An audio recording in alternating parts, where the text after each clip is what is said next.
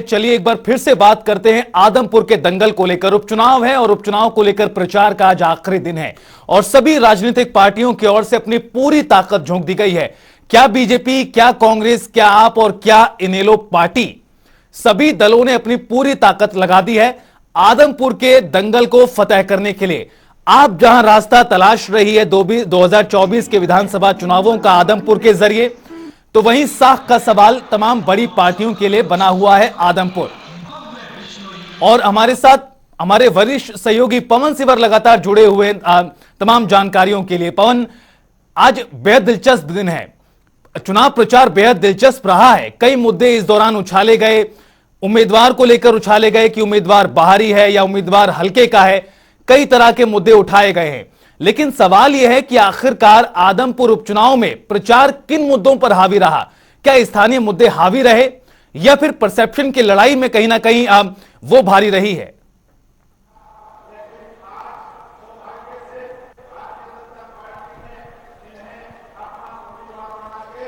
देखिए, आदमपुर के उपचुनाव में जो चुनाव प्रचार करीब 2 सप्ताह का रहा है, इसमें तमाम जो मुद्दे हैं उनकी बात जरूर हुई है, लेकिन खास तौर पर अब जो प्रचार के अंतिम चरण में है तो ऐसा नजर आया है कि इस पूरे चुनाव प्रचार में विकास से ज्यादा बड़ा मुद्दा अब ये बन चुका है कि जो है वो यहाँ पर कौन अपना है, कौन पराया है, कौन बाहर से है, कौन यहाँ का लोकल है। जो यहाँ का लोकल है वो यहाँ पर उपलब्ध नहीं है। इस तरीके की जो बयानी है वो नेताओं की जुबान से निकली है और अब देखना यही है कि मतदाताओं के ऊपर किस बात का, किस बयान का असर जो है वो नतीजों के रूप में निकल कर आता है। लेकिन ये जरूर है कि आम आदमी पार्टी और बीजेपी और इनेलो के जो उम्मीदवार हैं उन्होंने लगातार ये दावा किया कि वो यहाँ के स्थानीय उम्मीदवार हैं और कांग्रेस के जो उम्मीदवार हैं वो यहाँ के स्थानीय उम्मीदवार नहीं है, बल्कि वो इंपोर्ट किए गए हैं, उनको क्लायत से यहाँ पर लाकर उम्मीदवार बनाया गया है।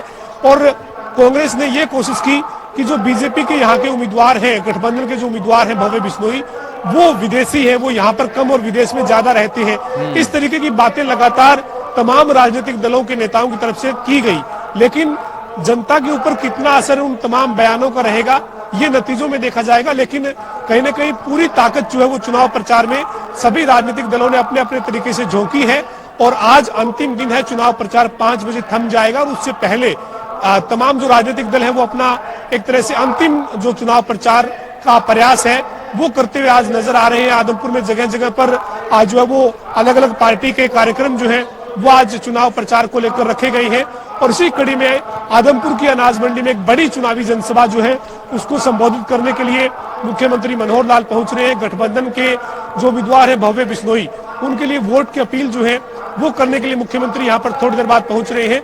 तो ये जो आदमपुर का उपचुनाव है ये काफी महत्वपूर्ण चुनाव है, चूंकि गठबंधन सरकार के जो 3 साल पूरे हुए हैं, इससे पहले 2 उपचुनाव हुए हैं। इलाहाबाद का उपचुनाव जो है वो सरकार नहीं जीत पाई, गठबंधन वो चुनाव हार गया। वहां पर इनेलो के विधायक अभय सिंह चौटाला जो है वो एक बार फिर से चुनाव जीते और इसी तरीके से बड़ौदा का जो उपचुनाव हुआ, बड़ौदा के उपचुनाव में जो है वो वहां पर कांग्रेस को जीत मिली। तो ये तीसरा जो उपचुनाव है इसमें सरकार ने अपनी पूरी ताकत झोंकी है और एक तरह से सरकार इस चुनाव को अपने पक्ष में नतीजा जरूर करना चाहती है और नतीजा जो है वो 6 नवंबर को आएगा। लोग क्या मन बनाते हैं, लोग क्या फैसला करते हैं, ये 6 नवंबर को साफ होगा। लेकिन इसके साथ साथ कांग्रेस ने भी यहाँ पर पूरी जो है वो ताकत झोंकी है। भूपेंद्र सिंह हुड्डा और दीपेंद्र सिंह हुड्डा आप लगातार जुड़े रहिए हमारे साथ, क्योंकि लगातार सभी पार्टियों की ओर से आज प्रसार बेहद तेज गति से किया जा रहा है। लौटेंगे आपके पास एक बार फिर से। इस बीच आपको तस्वीरें दिखाते हैं, आम आदमी पार्टी की ओर से रोड शो निकाला जा रहा है आदमपुर में और किस तरह से जनता के बीच पहुंचने की कोशिश आम आदमी पार्टी भी कर रही है। और इस गाड़ी को देखिए जिसमें सत्येंद्र सिंह आप प्रत्याशी मौजूद हैं, अशोक तंवर मौजूद हैं और अन्य आपके नेता भी मौजूद हैं। हाथों में झाड़ू लिए और झंडा लिए आपका ये रोड शो लगातार आगे बढ़ रहा है। आम आदमी पार्टी का दावा है कि आदमपुर के लोग आपका हाथ पकड़ेंगे। पंजाब का मॉडल दिखाया जा रहा है, दिल्ली का मॉडल दिखाया जा रहा है और इसके जरिए आदमपुर का किला फतेह करने की बात आम आदमी पार्टी कर रही है। लेकिन तस्वीरों में देखिए किस तरह से मेगा रोड शो निकाला जा रहा है। आपको बता दें कि आज अंतिम दिन है प्रचार प्रसार का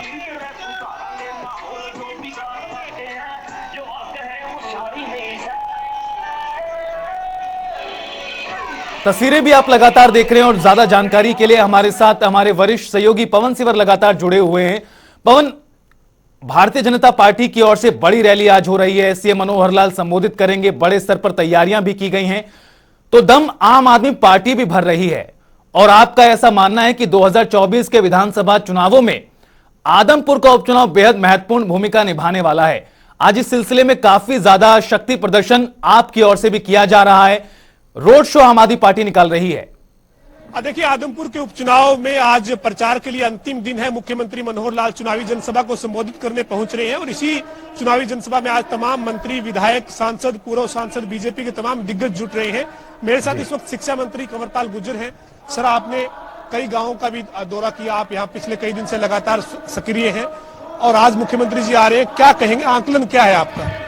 देखिए, बहुत बड़ी जीत जो है वो भव्य बिश्नोई जी की होगी और वैसे तो पहले से ही इस हल्के में बड़ा भारी 1968 से लेकर आज तक ये परिवार जीतता रहा है, लेकिन अब जिस प्रकार से नैतिकता के आधार पे उन्होंने जो पार्टी बदली कुलदीप बिश्नोई जी ने, तो नैतिकता के आधार पे रिजाइन कर दिया, तो उसमें ही चुनाव हो रहा, तो लोगों में उस बात का भी असर है कि कोई व्यक्ति ऐसा है जिसने नैतिकता के आधार पे उसको रिजाइन किया। और दूसरी बात ये भी है कि जिस प्रकार से सरकार ने निष्पक्षता के साथ काम किए, तो मैं समझता हूँ कि बड़ी जीत होगी। और पिछले चुनाव में जहां कुलदीप बिश्नोई चुनाव जीते थे, तो दूसरे नंबर में भारतीय जनता पार्टी ने बहुत अच्छा वोट लिया था, तो वो सारा वोट इकट्ठा होगा तो जीत बड़ी होगी। ये आप जो आंकलन बता रहे हैं, ये क्या आपने जिस मुद्दे पर वोट मांगा है, यानी आपने जो डेवलपमेंट की बात की है, तो डेवलपमेंट के मुद्दे पर ही आपको वोट मिलने जा रहा है? हाँ, बिल्कुल, विकास के मुद्दे में जिस प्रकार से सब जगह अपने समान विकास करने का काम किया। हालांकि कुलदीप बिश्नोई जी कांग्रेस में थे, लेकिन उसके बावजूद भी 600 कुछ करोड़ रुपए के काम हमने यहाँ पे कराए हैं, ऐसी बात नहीं। और अब आने वाले टाइम में जब लोग यहाँ भव्य बिश्नोई जी को बनाएंगे, तो और जो काम यहाँ बकाया है, तो निश्चित तौर से 2 साल में पूरे करेंगे। कांग्रेस वाले कह रहे हैं कि कुलदीप बिश्नोई और उनका परिवार जो है वो यहाँ का लोकल कहने के लिए है, लेकिन रहते बाहर है, इस चीज का नुकसान तो नहीं होगा? नहीं, अब तक तो लोकल ही था जब तक कांग्रेस में था। अब कांग्रेस वाले कैसे कह रहे लोकल नहीं है वो? अब तक तो कांग्रेस से ही जीता। कितनी बार चौधरी भजनलाल तो कांग्रेस के मुख्यमंत्री रहे और कुलदीप जी भी कांग्रेस में रहे, तो नहीं, लोकल ही है वो, यही रहते हैं। देखिए, बिजनेस तो सभी लोगों के बाहर है। अभी तो हुड्डा साहब भी दिल्ली में रहते हैं, तो हुड्डा साहब के आगे दिल्ली है, हुड्डा साहब तो कई बंदे रहते ज्यादा दिल्ली में, तो जितने भी बड़े लीडर रहते हैं बाहर, लेकिन वो हल्का तो उनका वही बना रहता है। लेकिन जयप्रकाश को उम्मीदवार बनाना पड़ा कांग्रेस को यहाँ पर, आप ये मानते हैं कि इसका फायदा होगा आपके गठबंधन के उम्मीदवार को, क्योंकि उनके पास हिसार जिले का कोई उम्मीदवार ही नहीं था कांग्रेस के पास? हाँ, निश्चित तौर से देखिए, जनता जो है वो बाहर के उम्मीदवार को उतना पसंद नहीं करती। वो समझता है कि हमारे अनदेखी करी गई, लोगों को भी लगता है कि हमारी अनदेखी की गई, हमारे में से कोई भी आदमी को इसके योग्य नहीं लगा कि वो उसको टिकट दे, और इसलिए उन्होंने बाहर से टिकट दिया। और मैं समझता हूँ है भी गलती है कि पूरे इलाके में कोई एक व्यक्ति भी उन्हें ऐसा नहीं मिला कांग्रेस का जिसको टिकट दे सके, तो बाहर से देना पड़ा उन्हें टिकट। मैं समझता हूँ उसका नुकसान होगा कांग्रेस को। आम आदमी पार्टी और इनेलो भी जोरदार तरीके से अपना दमखम दिखा रही है, वो भी कह रहे हैं कि हम जो है वो अपनी परफॉर्मेंस जो है वो मजबूत कर रहे हैं और हम इस चुनाव में वो अपनी दावेदारी मजबूती के साथ जता रहे हैं। देखिए, इंडियन नेशनल लोकदल का पहले बड़ा असर रहा सारे इलाके में। चौधरी मुख्यमंत्री रहे, चौटाला साहब मुख्यमंत्री रहे, तो अब देखते हैं क्या होगा। आम आदमी पार्टी से कोई चुनौती नहीं है? नहीं, मुझे नहीं लगता आम आदमी पार्टी से कोई चुनौती है, कोई आधार आम आदमी पार्टी का है। और ये तो कहना उसका कि जजमान भी आपके सामने आ जाएगा, तो कल परसों चुनाव है, सब पता चल जाएगा क्या है। तो आप ये मानते हैं कि लोग जो है वो आपके गठबंधन के उम्मीदवार के पक्ष में वोट करें? कुल 100% जो लोग हैं वो भारतीय जनता पार्टी के पक्ष में मतदान करेंगे और निश्चित तौर से भव्य बिश्नोई जी चुनाव जीतेंगे। तो ये हमारे साथ हरियाणा के शिक्षा मंत्री कंवरपाल गुर्जर थे, जो दावा कर रहे हैं कि गठबंधन के उम्मीदवार के पक्ष में जो है वो वोट लोग करेंगे और विकास जो किया है पिछले 8 साल में, पूर्ण बहुमत की जब 5 साल की सरकार रही या फिर 3 साल की जो गठबंधन की सरकार है, जो विकास कार्य हुए उनके बलबूते पर लोग जो है वो वोट करेंगे और गठबंधन के उम्मीदवार की जीत होगी। ये दावा कंवरपाल गुर्जर का है, लेकिन दावे को हकीकत में बदलने के लिए 6 नवंबर का इंतजार करना होगा, क्योंकि 3 नवंबर को मतदान होगा, 6 तारीख को नतीजे आएंगे। किसके दावे जो है वो हकीकत में बदलते हैं और किसके दावे जो है वो हवा होते हैं, ये जो है वो नतीजे बताएंगे। लेकिन आज चुनाव प्रचार जो है वो थमने जा रहा है। 5 बजे पूरी तरह से चुनाव प्रचार बंद हो जाएगा और उससे पहले तमाम जो राजनीतिक दल हैं उन्होंने अपने अपने उम्मीदवारों के लिए पूरी ताकत चुनाव प्रचार के लिए झोंक दी है और इसी कड़ी में मुख्यमंत्री मनोहर लाल भी गठबंधन के उम्मीदवार भव्य बिश्नोई के समर्थन में चुनावी जनसभा को संबोधित करने के लिए आदमपुर की अनाज मंडी में थोड़ी देर में पहुंच रहे हैं। बिल्कुल पवन, तो मुकाबला बेहद दिलचस्प है और सभी पार्टियों की ओर से अपनी अपनी ताकत झोंक दी गई है। बहुत बहुत शुक्रिया आपका इस तमाम बातचीत और जानकारी के लिए। लगातार आपका रुख करेंगे तमाम अपडेट्स के लिए। सीएम मनोहर लाल रैली को संबोधित करेंगे, तस्वीरें आपको दिखा रहे हैं। आदमपुर की है पहचान, भव्य बिश्नोई को लेकर प्रचार प्रसार मुख्यमंत्री मनोहर लाल करने के लिए आ रहे हैं। इस तरह के स्लोगन्स लगाए गए हैं, पोस्टर्स और बैनर लगाए गए हैं। बहरहाल जनता किसकी किस्मत का फैसला बंद करती है ईवीएम में, उसका इंतजार करना होगा।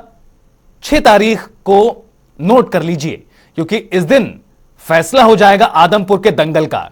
और आदमपुर के दंगल के नतीजे किस तरह से असर डालेंगे पूरे प्रदेश में, उसको लेकर भी विशेषज्ञों के कई मत हैं।